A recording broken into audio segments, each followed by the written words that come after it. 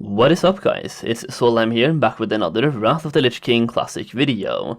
So today we are talking about some tips and tricks for Wrath Classic that you definitely want to know about before Wrath of the Lich King launches. These could save you a lot of gold and a lot of time, and some of them are irreversible later on, so it's important that you know about them as soon as possible, because it is not something you can go back to later.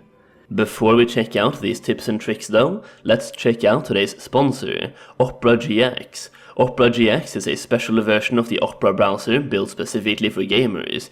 You can customize your Opera GX browser based on your preferences by using light or dark mode. You can have various different backgrounds, and with unique features such as GX control, you can help enhance performance on your PC when gaming with your browser open and get rid of lag while playing games or listening to music.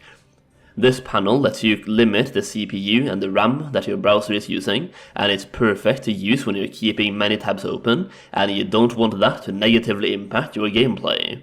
You also have the network limiter inside the GX control panel, which can limit the network bandwidth used by the Opera GX browser to gain performance in the games and streams. You also have the GX corner where you can stay up to date with the best free games, the best deals, the newest releases, and breaking gaming news all in one easily accessible place. You can switch between platforms and also see the upcoming games in the release calendar. Opera GX is also on mobile, GX Mobile, and this can be connected to the desktop version. I've been using Opera GX for quite a while now, and it's honestly a really good browser to use, especially for gaming with all of its unique customization options. So what are you waiting for? Go and download Opera GX right now through the link down below. So I mentioned some of these tips and tricks are irreversible later, and it's important that you know about them ASAP. Like for example the first one, which you need to know about before you actually do it, is that once you hit level 74, you get access to a quest called the Magical Kingdom of Dalaran, upon which when you talk to the NPC that gives you the quest, he will offer you a teleport to Dalaran for free for you to hand in that quest. That being said, if you choose not to hand in the quest, you can keep using that NPC or any other NPC that offers you the quest for Dalaran teleports, allowing you easy access to Dalaran while keeping your Hearthstone in a different location. And the NPCs that offer you this quest are located in Howling Fjord, Borean Tundra, Dragonflight, and Grizzly Hills, plus there is a neutral mob for both factions that gives you this quest in Suldrak as well, so you can keep your Hearthstone in either one of those 5 zones, while also having easy access to a Dalaran teleport. This is very handy if you plan to, for example, farm Utgard Keep or Utgard Pinnacle a lot, so you don't have to fly all the way from Dalaran to Howling Fjord, but instead you can just have your Hearthstone set in Howling Fjord, and by using this quest NPC, you can instantly teleport back to Dalaran whenever you need to.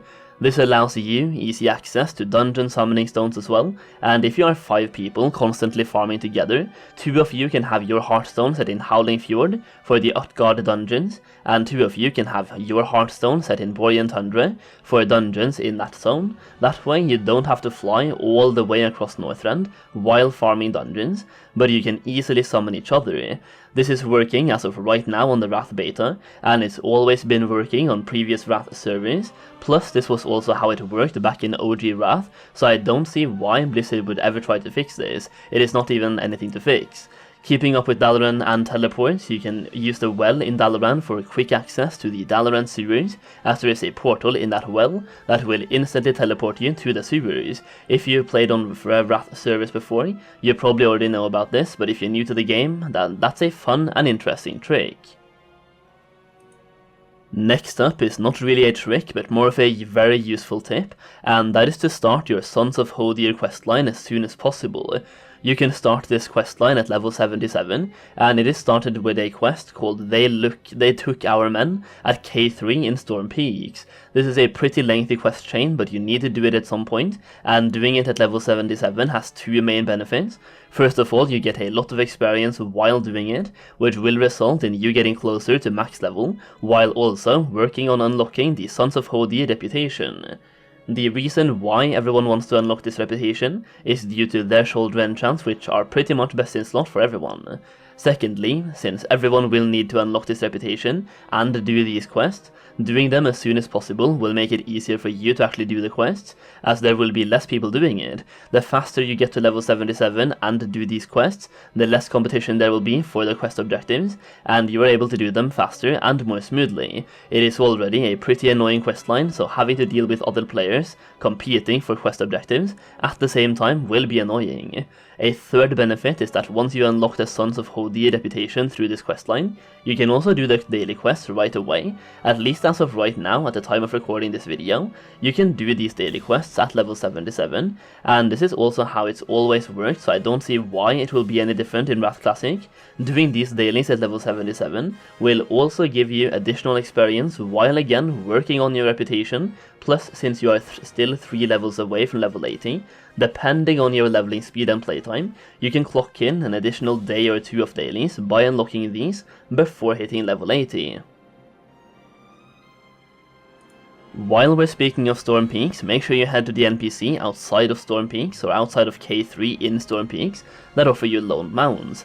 This NPC will give you a loaned mount that is usable in Storm Peaks, Ice Crown and Sholazar Basin, allowing you to fly in Northrend. This mount is really handy and useful, especially while leveling up but also at max level, so you don't have to purchase Northrend flying if you're only going to farm in these 3 zones. This mount is given to you by an NPC called Honest Max, located right next to the Flight Master in K3 in Storm Peaks. You have to be at least level 77 and not have cold weather flying in order to get this mount, so as it's basically a loaned mount for people who need it in order to fly in these zones that were made for people to have flying. Like, it's pretty much impossible to navigate through Storm Peaks without flying. Another tip, if you have jewel crafting, do your jewel crafting daily quest. This will award you with raw gold from the quest itself, plus a jewel crafting token. You can use this token to purchase recipes for your jewel crafting profession, but if you don't want to expand your recipes, you can also simply use this token to purchase Dragon's Eyes, which you can sell on the auction house for gold. Being a jewel crafter and doing that daily quest is probably some of the easiest and laziest gold that you can get, so if you find yourself just AFKing in Dalaran and you happen to have jewel crafting, do your damn dailies. Another way to make some semi-passive gold over time is to use emblems to buy bound on equip items and sell those on the auction house, and you will get these emblems from heroic dungeons and raids, so if you don't need those emblems for gear, you can actually use your emblems for gold instead. If you want more gold making strategies, including lazy gold making strategies like the jewel crafting daily quest, or more active gold farms that give hundreds, possibly even thousands of gold per hour, check out my Wrath Classic gold guide through the link in the video description and the pinned comment. This is a gold guide specifically made for Wrath Classic, with the intent of helping you make as much gold as possible. It is a 93 pages long PDF document of gold making info, plus you will get access to an exclusive Discord server only for guide members. I will also keep updating this guide, and once you purchase it, you will also receive all of the updates completely for free. Once again, the link is down below. Now let's talk about a tip that you can do right now in TBC Classic to prepare yourself for Wrath Classic, since I'm uploading this video quite some time before Wrath comes out, and most of the tips so far have been very specific to the Wrath expansion itself, so here we go. Get yourself some Sunwell gear. The difference between Sunwell gear and early Wrath questing gear is actually insane. Like, people with Sunwell gear can pull so many more mobs per pull and can finish them off so much faster.